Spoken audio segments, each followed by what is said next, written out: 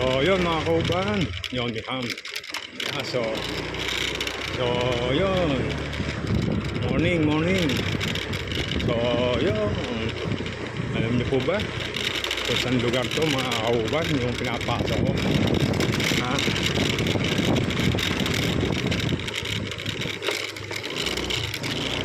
Hello po.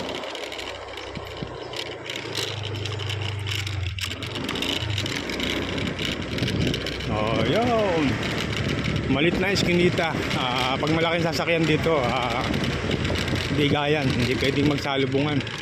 Pero kaya naman po basta yung kasalubong nyo, isa rito manggigilid. Yan, medyo mahaba-haba rin itong looban na to.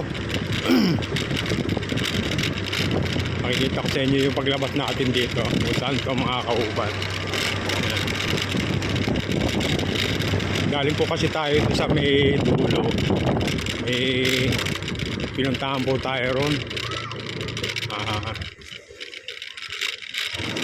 Nagkape. Katulad po niya, may kasalubong tricycle. So, yun, ang gagawin po natin, hihinto po tayo. Siyempre, para bigyan po natin ang daan yung dumadaan na tricycle. Kaya sundo na estudyante, kuya.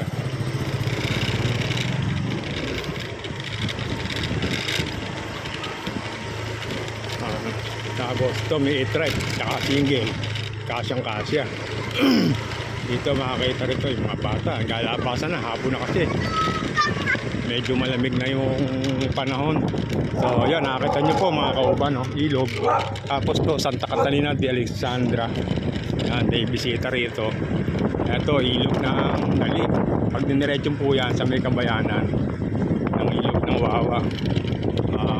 Ito na po yung palabas dito sa pinasok natin na looban. Nasa Dalig tayo mga kauban. Tinatawag na Dalig City.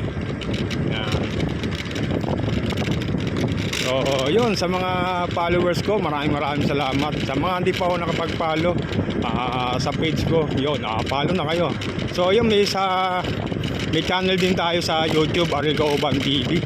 Sa mga hindi pa ako nakapag-subscribe, subscribe na po kayo.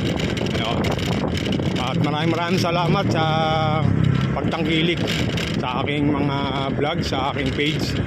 Yun, at maraming salamat talaga.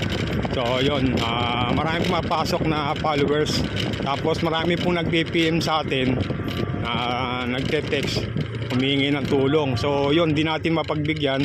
So dahil po sa mga kauban, so wala rin tayong pera para itulong doon sa hinihingi nila financial. Hindi po tayo sumasahod sa Facebook. So yung kinikita ko naman sa trabaho ko, yun, sapat-sapat lang din siyempre yung kinikita ko ron. Kaya pasensya na doon sa mga nag-TPM sa humingi ng tulong. So siguro nakikita nila na minsan nagbibigay ako sa video ko ng tulong sa ating kapwa. So talagang gusto ko rin pong gumawa ng ganun content. So hindi natin magawa ng lubusan dahil limitado lang din siyempre yung paggastos natin. Dahil nga po yung kinikita na yung pinamimigay natin doon, kung walang mag-sponsor hindi tayo makapibigay. At kung mayroong sweldo na medyo maganda naman ang kikitain sa sweldo sa trabaho ko, ayun, nakakapagbawas tayo para itulong sa tao. Siyempre sana maunawaan din ako ng mga followers ko na nag-PPM na tayo may pamilya rin para itulong sa pamilya. Siyempre pamilya muna. So sabi nga nilang iba, tumulong ka muna sa pamilya mo bago ka walisin mo muna yung bakuran mo bago ka magwalis ng ibang bakuran.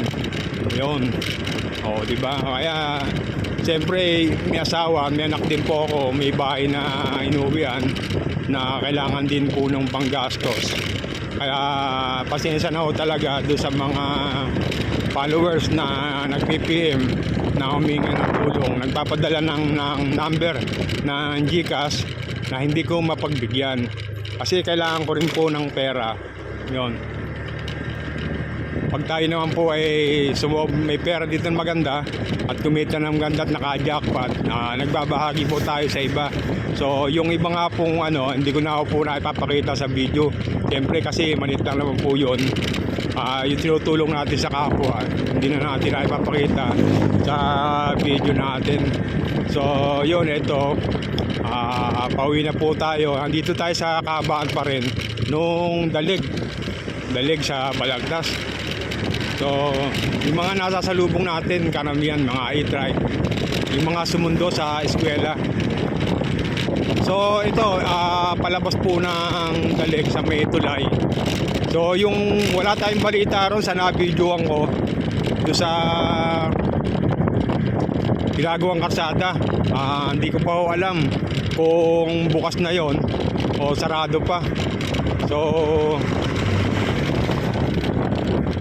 kaya hindi ko kayo ma-inform, hindi kayo ma-update kung pwede nang daanan yung going to Santol or Pandi.